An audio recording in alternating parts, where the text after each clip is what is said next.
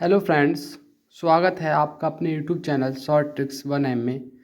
इस वीडियो में हम करेंगे चैप्टर 4 क्वाड्रेटिक इक्वेशंस के most important questions for CBSE board 2023। अगर आपने पिछली वीडियो नहीं देखे, पिछले लेक्चर्स, तो आप मेरे चैनल पे जाके देख सकते हो। मैंने इससे पहले आपके 3 चैप्टर्स के मोस्ट इम्पोर्टेंट क्वेश्चंस करा दिए हैं। आप वो भी देख सकते हो जाकर, और आपको ये आपके प्री बोर्ड में भी बहुत हेल्पफुल रहेंगे। और बोर्ड के लिए तो हैं ही हैं, ये आपके लिए सबसे ज़्यादा इम्पोर्टेंट, इससे तो क्वेश्चन आएगा ही। तो देखते हैं क्वेश्चन नंबर 1। आपको क्वेश्चन नंबर यहाँ पर 1 दिया गया है। If the quadratic equation x square plus 4x plus k is equal to 0 has real and equal roots then k is equal to what. तो इक्वल, रियल और इक्वल रूट्स हैं यहाँ। तो मैं आपको पहले बता देता हूँ। सबसे पहले आपको डिस्क्रिमिनेंट के बारे में पता होना चाहिए। डिस्क्रिमिनेंट किसी भी इक्वेशन का होता है बी स्क्वायर माइनस 4ac। जैसे मैं मान लेता हूँ ये कोई क्वाड्रेटिक इक्वेशन है ax square plus bx plus c। तो इसका अगर मुझे डिस्क्रिमिनेंट निकालना है तो वो होगा B square minus 4ac। Discriminant का फ़ायदा क्या होता है, इससे हमें नेचर ऑफ रूट्स का पता चलता है। अगर डिस्क्रिमिनेंट आपका ग्रेटर देन 0 है तो रूट्स कैसे होंगे, रियल एंड डिस्टिंक्ट। मतलब रियल तो होंगे लेकिन वो डिफरेंट होंगे दोनों के दोनों ही। और जब डिस्क्रिमिनेंट 0 है तो वो रियल एंड इक्वल होंगे। रियल और इक्वल यानी कि रियल भी होंगे और बराबर भी। लेकिन जब डिस्क्रिमिनेंट लेस देन 0 हो जाता है तो रूट्स हमारे हो जाते हैं इमेजिनरी। यानी कि वो जैसे कि ये -√3 वो माइनस में आएगा स्क्वायर रूट, तो ये होते हैं हमारे इमेजिनरी रूट्स। ठीक है। तो हमसे इसमें जो कहा है क्वेश्चन नंबर 1 में, इसमें कहा एक इक्वेशन दे दिया हमें x square plus 4x plus k is equal to 0। और हमें कहा गया है इसके पास रियल एंड इक्वल रूट्स हैं।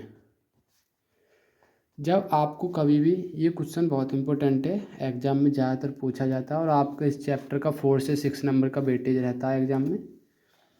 अगर रियल और इक्वल रूट्स हैं तो आप क्या कर सकते हो, डिस्क्रिमिनेंट को 0 पुट कर सकते हो। तो मैं लिखोगे आप ऐसे 4 real and equal roots, discriminant 0। Discriminant क्या होता है, b square minus 4ac is equal to 0। अब यहाँ से आप b की वैल्यू देखोगे तो कितनी है, 4, यानी कि 4 का स्क्वायर माइनस 4।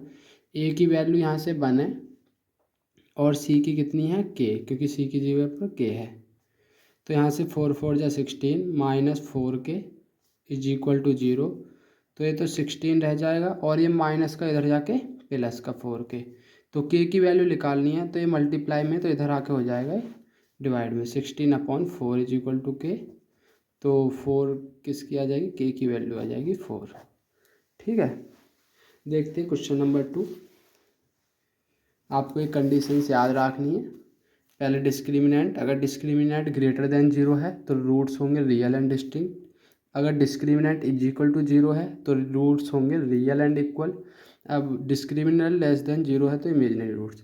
तो आपको ध्यान रखना है, इन्हें रूट्स भी बोलते हैं और जीरोज भी बोलते हैं, कुछ भी बोल सकता है। तो क्वेश्चन नंबर 2 दिया गया है, find the discriminant of the quadratic equation. हमें एक क्वाड्रेटिक इक्वेशन दी है, हमें इसका डिस्क्रिमिनेंट निकालना है। एंड हैंस, और उसके बाद find the nature of roots, और इसके नेचर ऑफ रूट्स निकालने, किस टाइप के रूट्स हैं। तो इक्वेशन दी है 2x square minus 4x plus 3 is equal to 0। तो आप पहले डिस्क्रिमिनेंट निकाल सकते हो। इसका डिस्क्रिमिनेंट कितना होता है, b square minus 4ac। B की वैल्यू यहाँ से देखोगे तो आप -4 है, क्योंकि हम इसे जब कंपेयर करते हैं उस, तो A X square plus B X plus C से कंपेयर करते हैं तो प्लस बी है, लेकिन यहाँ पर -4 है। तो -4 का स्क्वायर -4 इंटू ए की वैल्यू यहाँ से 2 है और सी की 3। अब 4 का स्क्वायर 16 माइनस 4 2 जा 8 और 8 3 जा 24। ठीक है, तो ये कितना आएगा -8। अब आप देखो -8 जीरो से छोटा है, और मैंने अभी आपको बताया था जब भी डिस्क्रिमिनेंट जीरो से छोटा होगा तो नेचर ऑफ रूट्स कैसा होगा, इमेजिनरी रूट्स होंगे। तो यही होते हैं हमारे नेचर ऑफ रूट्स। तो आप लिख दोगे since discriminant less than zero roots will be imaginary, क्योंकि डिस्क्रिमिनेंट क्या है, जीरो से छोटा है, तो रूट्स कैसे होंगे, इमेजिनरी। देखते हैं क्वेश्चन नंबर 3। इससे कुछ सिलेक्टेड क्वेश्चन ही पूछे जाते हैं, चैप्टर में से वेटेज भी अच्छा है, तो आप इसे इजीली कवर कर सकते हो। Find the roots of the quadratic equation, हमें रूट्स बताने हैं इसमें। तो रूट्स हमें एक इक्वेशन दी है, √2x² + 7x + 5√2। अब वो ऐसे भी पूछ सकता है find the zeros of the quadratic equation, find the roots of the quadratic equation, कुछ भी दे सकता है। ठीक है, तो आपको क्या करना है, मैंने आपको इस सेकंड चैप्टर में भी सॉल्व करने बताए थे क्वाड्रेटिक इक्वेशन कैसे सॉल्व करते हैं। पहले ए मतलब जो x² का कोफिशिएंट है और सी, ए और सी की मल्टीप्लाई करते हैं, यानी कि 5√2 × √2। ये रफर का वर्क है, मैं बता रहा हूँ। तो 5√2 और √2 की मल्टीप्लाई होगी तो कितना हो जाएगा 2, और 5 2 जा 10। अब आपको ऐसे दो नंबर्स देखने हैं जिनकी मल्टीप्लाई होकर 10 आए और जिनका सम या डिफरेंस 7 आ जाए। तो ऐसे 5 और 2 आई, क्योंकि 5 2 जा 10 होते हैं और 5 और 2 का सम कितना होता है 7। ठीक है, तो वहाँ रखेंगे √2x² + 7 की जगह रख दो 2 + 5x। अब मैंने 2 + 5 इसलिए रखा है क्योंकि मुझे दिख रहा है मैं यहाँ √2 है तो 2 रखूँगा आगे तो √2 कॉमन आ जाएगा, ऐसे ही 5 है यहाँ तो 5 कॉमन आ जाएगा। ठीक है, अन्य आप 5 + 2 रखते तो फिर √2 और 5 में से कॉमन नहीं आता। 5√2 = 0, तो यहाँ से √2x² प्लस यहाँ से ये जब ब्रैकेट खोलेंगे तो 2x हो जाएगा और फिर 5x + 5√2 = 0। तो इसमें √2 है, ये भी 2 कैसे बनता है, √2 × √2। तो इसमें से √2 कॉमन आ जाएगा, इसमें से भी √2 कॉमन आ गया, तो यहाँ क्या √2x भी है इसमें, तो x भी कॉमन ले लो। तो यहाँ रह जाएगा x एक, और यहाँ क्या रह जाएगा सिर्फ √2, क्योंकि √2x तो बाहर हो गया और इसमें √2 की मल्टीप्लाई करेंगे तो 2x आ जाएगा। यहाँ से 5 कॉमन आएगा तो सिर्फ x रह गया यहाँ पर, और यहाँ पर क्या रहेगा √2।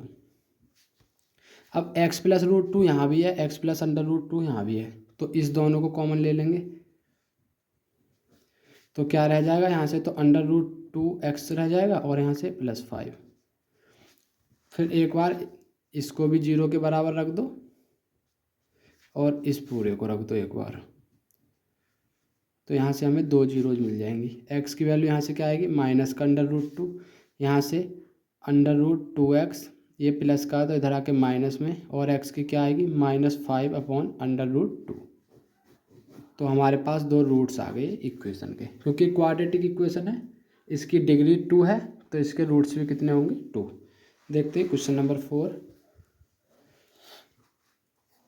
क्वेश्चन नंबर 4 में कहा गया है a rectangular park is to be designed, एक कोई रेक्टेंगुलर पार्क बनाया है whose breadth is 3 metre less than its length. चलो मैं साथ के साथ फिगर भी बना लेता हूँ। इन्होंने कोई रेक्टेंगल ड्रॉ करा है,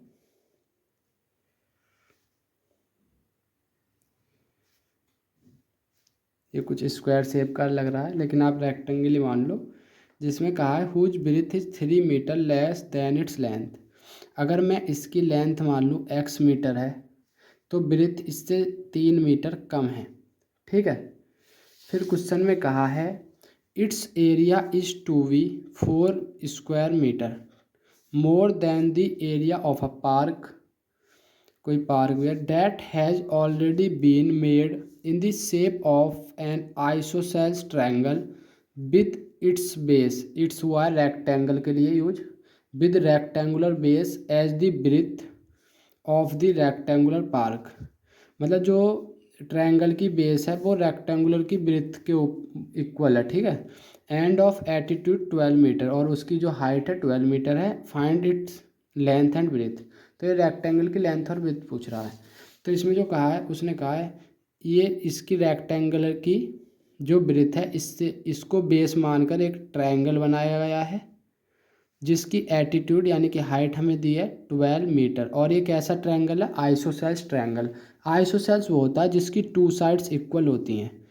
जैसे मान लिया A B C D E है, तो ई डी और ई सी दो साइड इक्वल होंगी, ठीक है। ये x-3 है तो ये भी x-3 होगा, ये x है तो ये भी x होगा। तो देखो कैसे करेंगे। मान लीजिए लेट लेंथ ऑफ, क्योंकि हमने मानी है लेंथ ऑफ रेक्टेंगल कितनी है? x मीटर, ठीक है। देन ब्रेथ कितनी हो जाएगी? क्योंकि उसमें कहा गया है ब्रेथ लेंथ से 3 मीटर कम है, तो x-3 मीटर, ठीक है। और उसमें हमें और कुछ भी गिवन है, उसमें कहा था इट्स एरिया यानी कि रेक्टेंगल का area is to be 4 square metre more. तो एरिया जो है, जो ट्रायंगल का एरिया है उससे 4 मीटर ज़्यादा है इसका रेक्टेंगल का एरिया। तो एरिया ऑफ रेक्टेंगल हम निकाल सकते हैं। एरिया ऑफ रेक्टेंगल कितना होगा? लेंथ इंटू ब्रेथ, यानी कि लेंथ हमारे पास x है, ब्रेथ x-3 है, तो ये कितना हो जाएगा? x² - 3x, ठीक है। ये आ गया हमारे पास एरिया। तो हमें एक रिलेशन दिया है ट्रायंगल के एरिया में और रेक्टेंगल के एरिया में, तो हमें ट्रायंगल का एरिया भी निकालना पड़ेगा। और ट्रायंगल का एरिया हम कैसे निकाल सकते हैं? देखो, जब ये एल्टीट्यूड दिया है तो इसके हम लगा सकते हैं बेस इंटू हाइट। क्योंकि देखो, एक तो ये ट्रायंगल बन गया, एक ये राइट एंगल ट्रायंगल है। राइट एंगल ट्रायंगल का एरिया होता है half into base into height. लेकिन ऐसे यहाँ पर दो राइट एंगल ट्रायंगल हैं, एक तो ये है एक ये है, तो इसलिए हम सिर्फ यूज करते हैं बेस इंटू हाइट, ठीक है। लेकिन आप यहाँ पर देखो, एक हमें एक कॉमन बेस दी है, तो एक कॉमन बेस पर एक एल्टीट्यूड है, तो यहाँ आपका सीधा वही लग जाएगा हाफ बेस इंटू हाइट, ठीक है। क्योंकि एक कॉमन बेस है और कॉमन बेस पे एक हमें एल्टीट्यूड दी है। तो एरिया ऑफ ट्रायंगल निकाल लेंगे हम। एरिया ऑफ ट्रायंगल वो हो जाएगा हाफ इंटू बेस की वैल्यू x-3 इंटू हाइट, मतलब एल्टीट्यूड दिया 12, तो 2 से 6 टाइम। जब 6 की और x-3 की मल्टीप्लाई होगी तो 6x - 6 3 जा 18 मीटर स्क्वायर। ये आ गया हमारा एरिया ऑफ ट्रायंगल। लेकिन हमें जो क्वेश्चन में कहा है, उसमें कहा है एरिया इट्स एरिया, मतलब रेक्टेंगल का area is to be 4 square metre more than the area of triangle. तो एरिया ऑफ रेक्टेंगल यानी कि x² - 3x इससे 4 ज़्यादा है, यानी कि 6x - 18 से कितना ज़्यादा है? 4 मीटर, ठीक है। तो यहाँ से आ जाएगा x² - 3x, ये प्लस का इधर आके -6x, -18 + 4 माइनस का 14 आएगा, और इधर आके हो जाएगा प्लस का 14। ये बन जाएगी x² - 9x + 14 = 0। अब मैंने आपको बताया था कैसे सॉल्व करेंगे। ऐसे नंबर देखो जिनकी मल्टीप्लाई करके कितना आ जाए 14, और सम और डिफरेंस 9 हो जाए। तो 7 और 2 हैं, 7 2 जा 14 होते हैं, और 7 और 2 का सम होता है 9। तो x² - 7 + 2 x + 14 = 0। x² - 7x, फिर माइनस अंदर जाएगा, -2x + 14 = 0। मैं आगे सॉल्व कर देता हूँ इसे।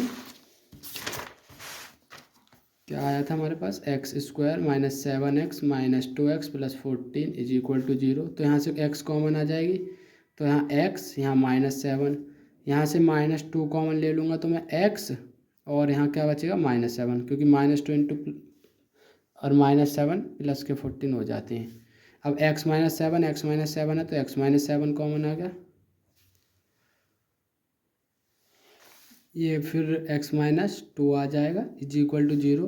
तो एक बार तो इसे हम जीरो के इक्वल रखेंगे, एक बार इसे। तो यहाँ से x की वैल्यू क्या आएगी 7 और यहाँ से x की वैल्यू 2। अब हमने स्टार्टिंग में क्या माना था, x थी हमारी लेंथ, ठीक है। तो लेंथ ऑफ रेक्टेंगल 7 भी हो सकती है और 2 भी, ठीक है। तो ब्रीथ क्या हो जाएगी, if x is equal to 7 then breadth x minus three थी, यानी कि 7 माइनस थ्री 4 मीटर, ये मीटर में है, ठीक है। If x is equal to 2 तो ब्रीथ क्या बनेगी 2 माइनस थ्री -1। तो -1 कभी भी लेंथ ऑफ साइड हो सकती है, नेवर। तो इट्स नॉट पॉसिबल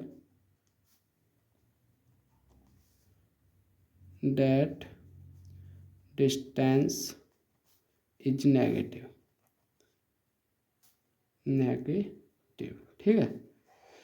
कभी भी हमारी जो लेंथ है वो कभी भी नेगेटिव नहीं हो सकती, इसलिए हमारा x इज इक्वल टू मतलब x इज इक्वल टू 2 नहीं होगा, सिर्फ x इज इक्वल टू 7 होगा।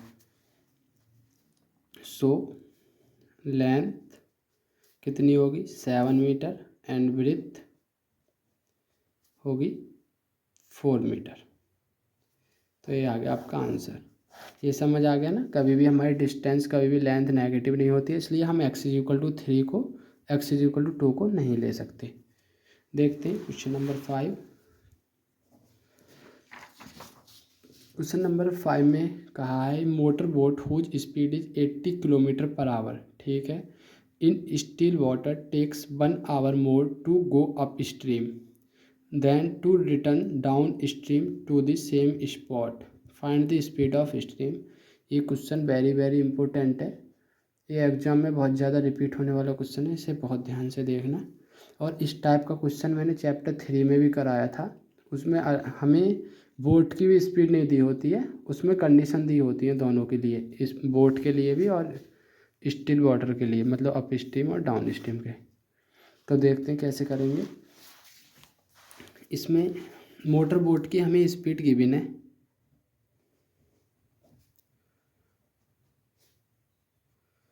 वो दिया 18 किलोमीटर पर आवर, ठीक है। तो हम लेट कर लेंगे क्योंकि हमसे स्पीड ऑफ स्ट्रीम पूछ रहा है, तो जिस चीज़ को पूछता है उसे लेट कर लो। Let speed of stream, stream होती है जो पानी की धारा होती है, ठीक है, तो उसकी भी कुछ ना कुछ स्पीड होती है जो फ्लो होता है। तो मान लिया x किलोमीटर पर आवर।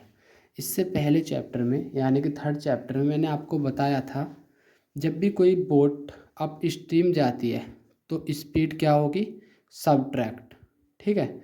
ये x होती है स्पीड ऑफ बोट, यानी कि बड़े में से, क्योंकि स्ट्रीम की धारा जो है स्पीड हमेशा कम होगी, इसीलिए बोट चल पा रही है, क्योंकि बोट की स्पीड स्ट्रीम की स्पीड से ज़्यादा है। अगर वो डाउन स्ट्रीम आएगी तो स्पीड ऐड होगी। तो बस इसी चीज़ का इसमें खेल है। तो देखेंगे speed of boat going up stream, जब ऊपर जाएगी तो स्पीड क्या होगी 18 minus x kilometre per our. ये आपको समझ में आ गया, क्योंकि जब ऊपर जाएगी तो जो बोट की स्पीड है उसमें से स्ट्रीम की सबट्रैक्ट होगी, और speed of boat going down stream, और जब नीचे जाएगी तो क्या होगी ऐड।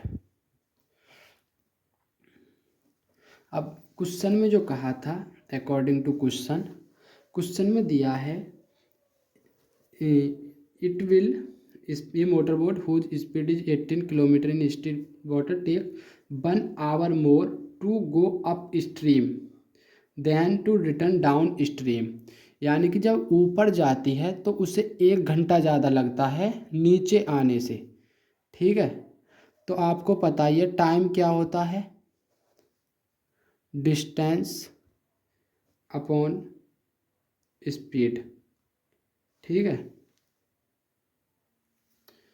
तो डिस्टेंस अपॉन स्पीड। अब हमारे पास स्पीड भी है और इसमें इस डिस्टेंस मिसिंग है। इसमें 24 किलोमीटर पर आवर है। 24 किलोमीटर हमें डिस्टेंस दी है, 24 किलोमीटर है, ठीक है। इसमें मिस हो गई है। तो क्या होगा, हम इस फॉर्मूले का यूज करेंगे, time is equal to distance upon speed. अब हमें पता है जब डिस्टेंस है हमारी 24 किलोमीटर, ठीक है, तो ऊपर जाने में, अब स्ट्रीम जाने में कितनी स्पीड थी उसकी, 18 माइनस एक्स।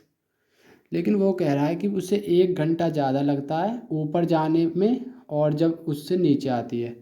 तो ऊपर जाने में तो टाइम उसे ज़्यादा लग रहा है, तो ये बड़ी वैल्यू होगी। और 24 सेम डिस्टेंस है, लेकिन जब नीचे आती है तो स्पीड कितनी हो जाती है, 18 प्लस एक्स। और इनका टाइम गैप कितना है, 1।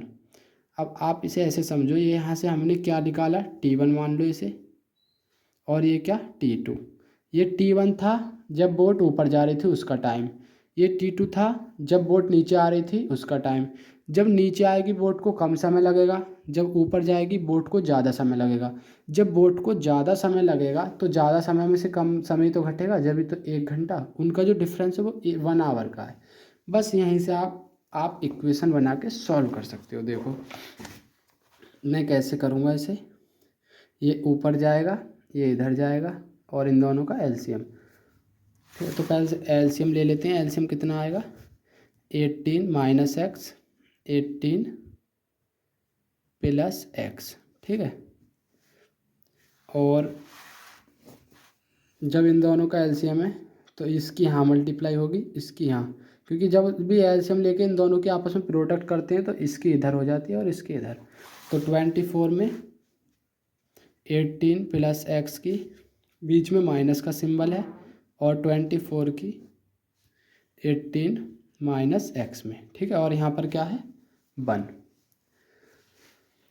आप दोनों में से 24 कॉमन ले सकते हो, तो यहाँ से रह गया 18 प्लस एक्स माइनस, यहाँ से रह गया 18 माइनस एक्स, ठीक है। और मैं इसे यहाँ ले जाता हूँ क्योंकि ये क्रॉस हो जाएगा, क्योंकि यहाँ इक्वल का निशान है। तो ये बन जाएगा 18 माइनस एक्स, 18 प्लस एक्स। अब 24 तो कॉमन है, तो 18 प्लस एक्स ब्रैकेट को जब ओपन करेंगे तो -18, और जब माइनस और माइनस एक्स होंगे तो ये हो जाएगा प्लस एक्स। और जब इसे ओपन करेंगे तो आप देख सकते हो ये क्या है, a माइनस बी और a प्लस बी। जब a minus B a plus B दिया होता है तो क्या करते हैं, a square minus B square, यानी कि 18 का स्क्वायर 324 माइनस बी स्क्वायर यानी कि x का स्क्वायर। तो ये हो गया 24। तो 18 से 18 कट गए, प्लस माइनस के, तो यहाँ से क्या आएगा, 2x सिर्फ, और ये 324 माइनस एक्स स्क्वायर, तो ये हो जाएगा 42x। अब इस माइनस एक्स स्क्वायर को जब इधर लाएंगे तो ये प्लस का एक्स स्क्वायर हो जाएगा, ये 48x प्लस का, और ये 324 इधर प्लस का, तो इधर आके ये हो जाएगा माइनस का। अब आपके पास क्वाड्रेटिक इक्वेशन बन गई। आप चाहो तो इसे क्वाड्रेटिक फॉर्मूले से सॉल्व कर सकते हो, चाहो तो फैक्टराइजेशन से। तो मैं फैक्टराइजेशन से कर देता हूँ। जब आपको कोई बड़ा नंबर मिले तो आपको क्या करना है, इसके फैक्टर कर लो। 2 से 16 टाइम्स, ये 2 टाइम्स, 2 से 8 1, ये 3 से 27 टाइम्स, ये 3 से 9 टाइम्स, 3 से 3 टाइम्स, और 3 से 1 टाइम। अब आप मल्टीप्लाई करके ऐसे नंबर देख लो जिनका जोड़ के या डिफरेंस करके 48 आ रहा हो। तो 3 3 जा 9, और 48 है तो 9 2 जा 18, और 18 ऐसे ही 3 3 जा 9 2 जा 18, तो ये तो बनेगा नहीं। 3 3 जा 9, 9 3 जा 27, 3 2 जा 6 2 जा 8, 27 और 8 भी नहीं बनेगा।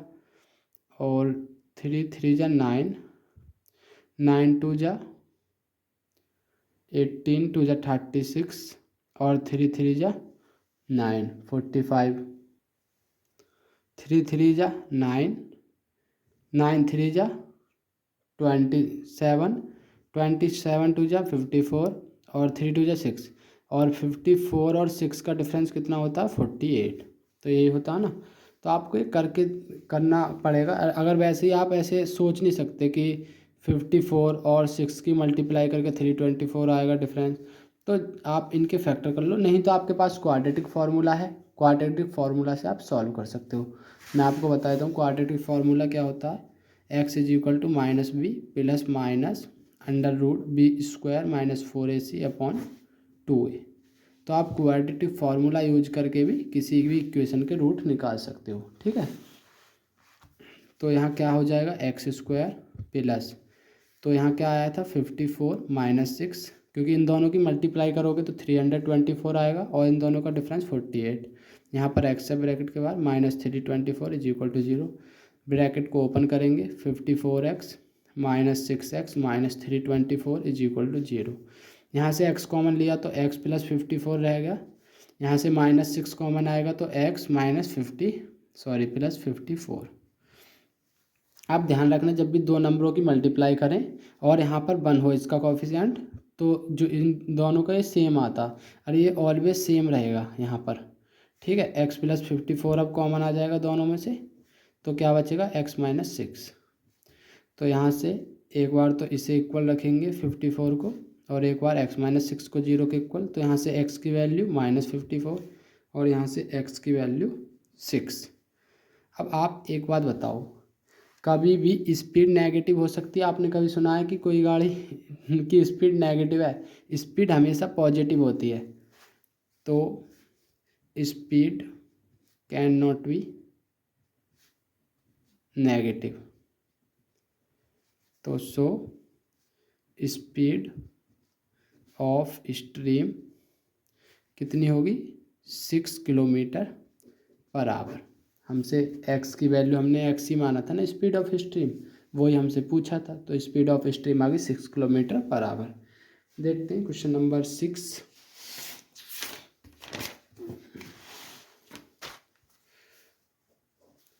क्वेश्चन नंबर 6 में कहा है, बस 3 क्वेश्चन और हैं।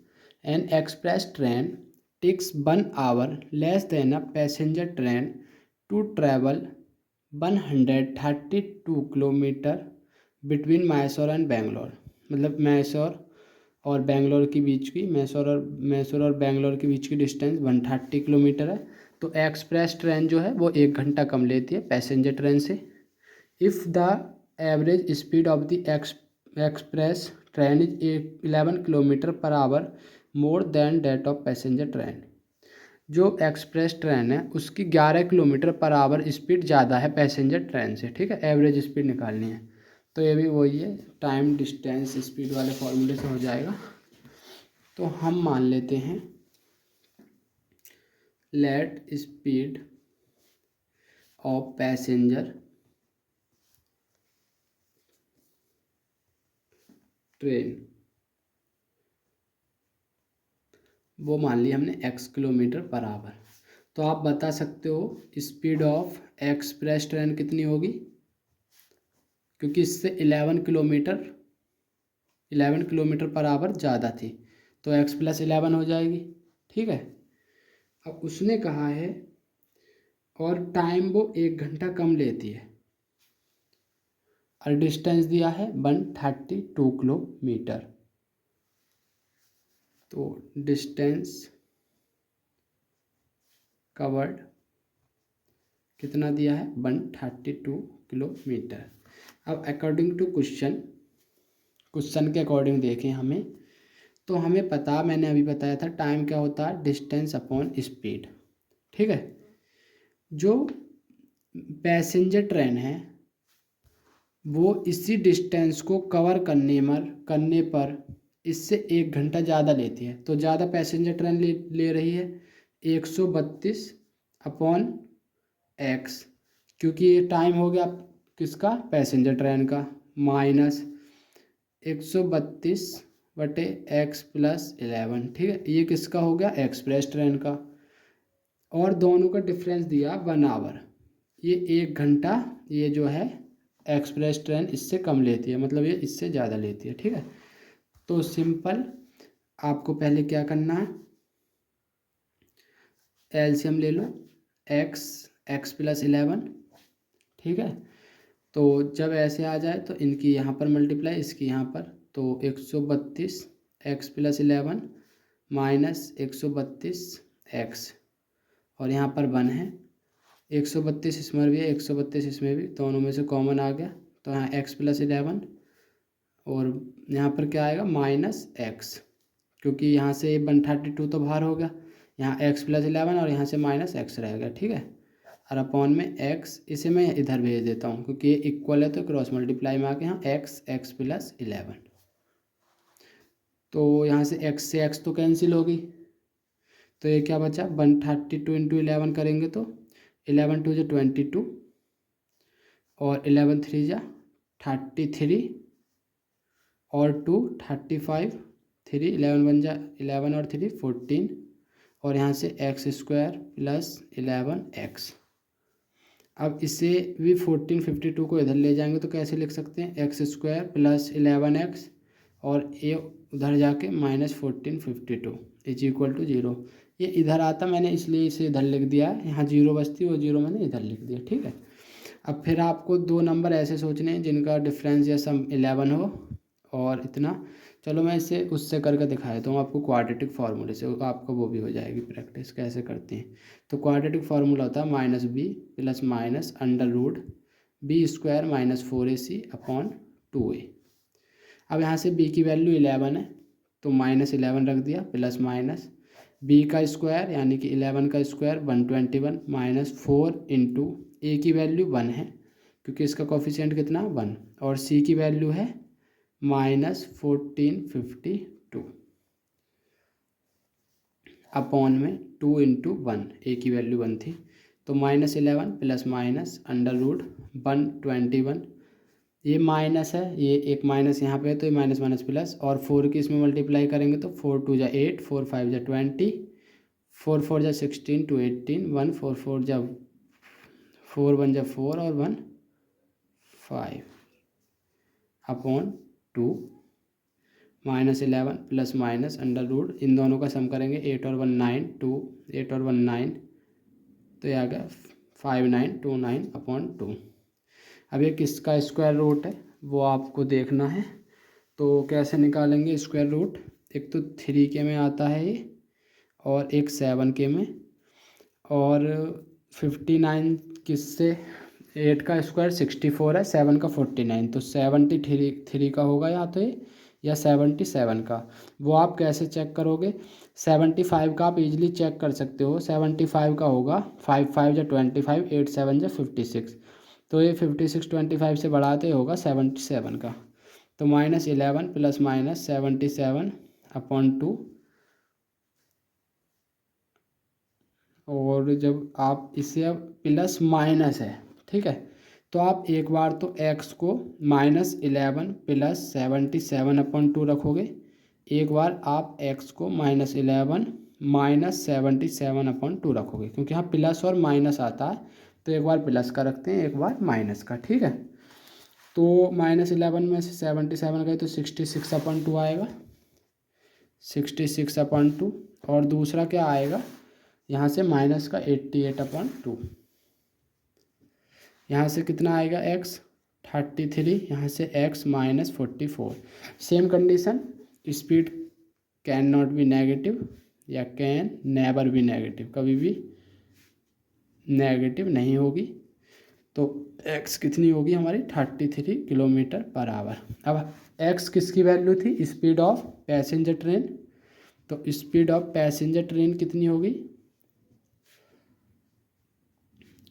33 किलोमीटर पर आवर, और जबकि स्पीड ऑफ एक्सप्रेस ट्रेन कितनी होगी 33 plus 11 44 kilometre per our. Options को हमेशा ब्रैकेट में बंद कर दो।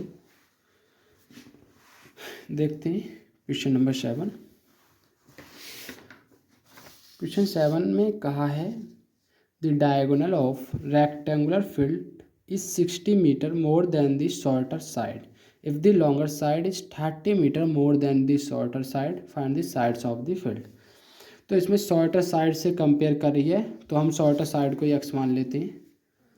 Late shorter side of rectangle, क्योंकि रेक्टेंगल में दो साइड्स होती हैं, अब मतलब अपोजिट साइड्स इक्वल होती हैं, तो शॉर्टर साइड मान ली है इसमें कितनी, x मान ली हमने। अब उसमें कहा है डायगोनल, चलो पहले लेंथ को देख लेते हैं, देन लॉन्गर साइड, क्योंकि उसमें जैसे दिया लॉन्गर साइड ऑफ रेक्टेंगल कितनी होगी, इससे 30 मीटर एक्स्ट्रा, ये x मीटर है तो ये होगी x plus 30 metre, and diagonal of rectangle, यानी कि रेक्टेंगुलर फील्ड का कितना होगा, ये है 60 मीटर ज़्यादा शॉर्टर साइड से। ठीक है, जैसे कि ये कोई रेक्टेंगल है तो ये मान लिया मैंने x, लॉन्गर साइड होगी x प्लस 30, ये होता है डायगोनल, डायगोनल है x प्लस 60। ठीक है, तो साइड्स ऑफ रेक्टेंगल निकालनी है, यानी कि x की वैल्यू फाइंड करनी है। आपको पता होना चाहिए रेक्टेंगल के चारों एंगल 90 डिग्री बनते हैं। ठीक है, ये भी 90 बनते हैं। जब 90 बनते हैं तो ये क्या बन गया हमारा, राइट एंगल ट्रायंगल, क्योंकि ये 90 डिग्री हो गया, ये हाइपोटेन्यूस हो गई, ये लेंथ हो गई और ये विड्थ हो गई। तो आपको पता है जब 90 डिग्री बनेगा तो ये पाइथागोरस फॉलो करेगा। तो लिख सकते हो आप, कैसे लिखोगे, since in rectangle every angle is of 90 degree, so it will follow Pythagoras theorem।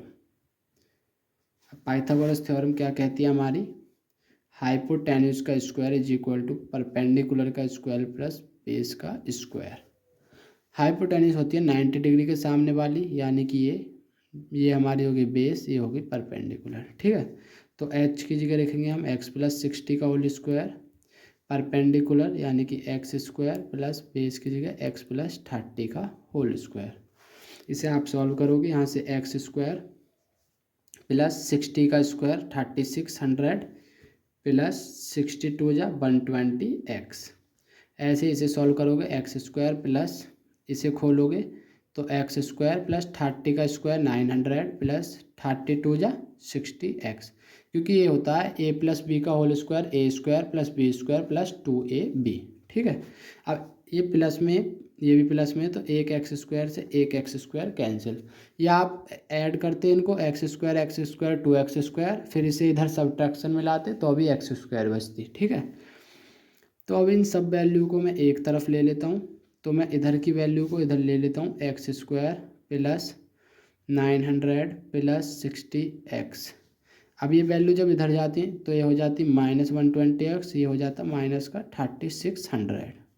ठीक है, तो एक्स स्क्वायर, अब देखो ये माइनस का 120 है, ये प्लस का 60 है, तो माइनस का 60x बचेगा, ये माइनस का 3600 है, ये प्लस का 900 है, तो कितना बचेगा, माइनस का 2700।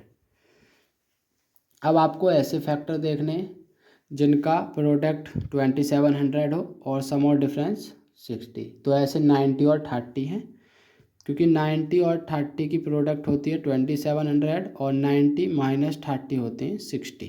ठीक है, तो यहाँ लिखेंगे एक्स स्क्वायर, तो आप कैसे लिखोगे इसे, माइनस 90 माइनस 30x, क्योंकि 90 में से 30 गए तो 60 आ गया, minus 2700 is equal to 0। X square minus open करेंगे तो एक बार 90x प्लस ये माइनस माइनस प्लस के हो जाएंगे 30x minus 2700 is equal to 0। तो इसे मैं आगे सॉल्व कर देता हूँ, X square minus 90x plus 30x minus 2700 is equal to 0 आया था, x कॉमन आएगा तो x माइनस 90 प्लस 30 कॉमन ले लिया, x minus 90 is equal to 0। ठीक है, तो अब यहाँ x माइनस 90 कॉमन आ जाएगा तो क्या बचेगा, x प्लस 30। अब एक बार इसे 0 के इक्वल रखेंगे, एक बार x प्लस 30 को 0 के इक्वल रखेंगे, तो यहाँ से आएगा x इज इक्वल टू 90 और यहाँ से आएगा x is equal to minus 30।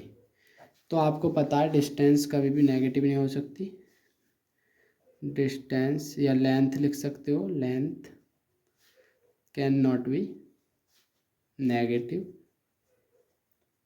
तो x की वैल्यू क्या लेंगे हम, 90 मीटर।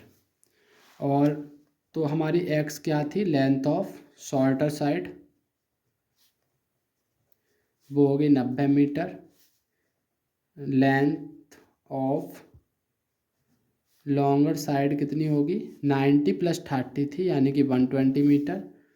और लेंथ ऑफ डायगोनल कितनी होगी, डायगोनल क्या थी, x + 60 यानी कि 90 + 60 150 मीटर। तो ये हमारे तीनों आंसर आ गए जो जो पूछी थी।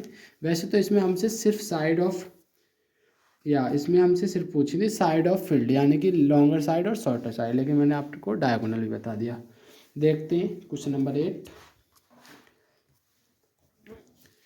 क्वेश्चन नंबर 8 में कहा है a train travels at a certain speed for a distance of 63 kilometre and then travels at a distance of 72 km at an average speed of 6 km per hour more than its original speed.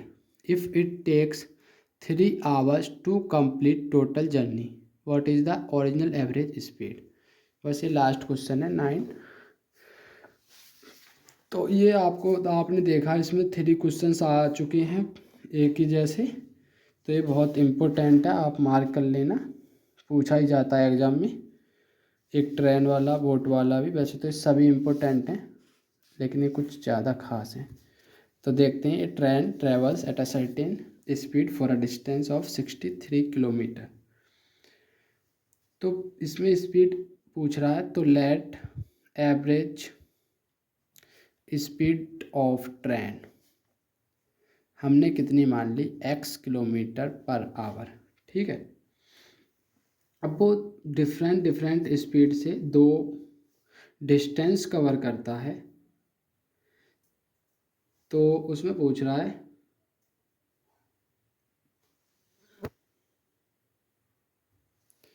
जो वो है, according to question देखें हम, जो 63 kilometre distance cover करता है वो मान लिया x एवरेज स्पीड से कवर कर रहा है, ठीक है।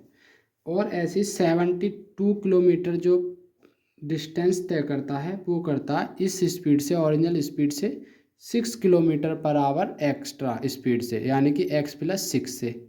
और जो टोटल टाइम जर्नी में लिया है वो कितना लिया है, वो लिया है 3 आवर्स। इसमें टोटल टाइम दिया, उसमें हमें पहले डिफरेंस दिया था, इसमें टोटल टाइम लिया उसने 3 आवर्स, क्योंकि ये हो गया डिस्टेंस अपॉन स्पीड, टाइम आ गया यहाँ से, डिस्टेंस अपॉन स्पीड टाइम, और जो टोटल टाइम आएगा वो है 3 आवर्स।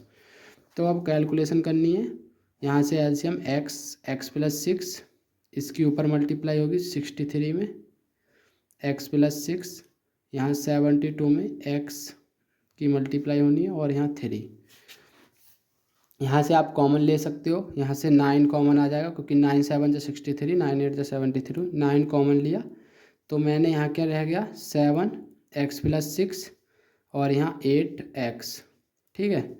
और मैं इससे इधर भेज देता था 9, ये x + 6, और अब इसे मैं सॉल्व करूँगा तो 7x + 7 × 6 = 42 और 8x, और यहाँ से 3, इसे सॉल्व करूँगा तो x² + 6x, और ये 9, 7 और 8 15x + 42, और यहाँ से 3x² + 3 × 6 = 18x।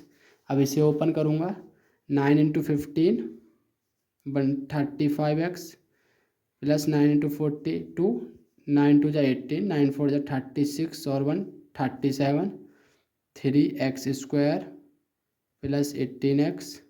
तो इसे मैं लिख लेता हूँ 3x² + 18x, जब ये इधर जाएगा तो माइनस का 135x, और ये भी -378। तो 3x², 18x प्लस का है, ये माइनस का है, तो कितना आएगा माइनस का 117x -378 = 0। अब देखो 3 से ये तो कट जाएगा, 3 7 10, ये भी कट जाएगा, तो इसे 3 से पूरी इक्वेशन को मैं डिवाइड दे देता हूँ। तो यहाँ क्या बचेगा x² माइनस यहाँ 3 3 जा 9 और 2 3 9 जा 27 और इसे 3 1 जा 3 3 2 जा 6 3 6 जा 18। अब मुझे ऐसे दो नंबर देखने हैं जिनकी प्रोडक्ट करके 126 और डिफरेंस कितना आ जाए, डिफरेंस या ऐड करके 39। तो ऐसे कोई नंबर हैं 42 या 42 और 3 की मल्टीप्लाई करूँगा तो 126 आएंगे और डिफरेंस 39। तो मैं पहले यहाँ लिख लेता हूँ इक्वेशन क्या आई थी, X square minus 39x minus 126 is equal to 0। तो ऐसे दो नंबर बनते हैं 42 इंटू 3, तो प्रोडक्ट करके कितना आएगा 126 और 42 और 3 का डिफरेंस 39। तो X square minus 42 minus 3x minus 126 is equal to 0। Open करेंगे X square minus 42x minus minus plus 3x minus 126 is equal to 0। तो यहाँ से x कॉमन आएगा तो यहाँ x रह गया, यहाँ फिर 42 बचेगा, यहाँ से प्लस 3 कॉमन लिया x माइनस 42।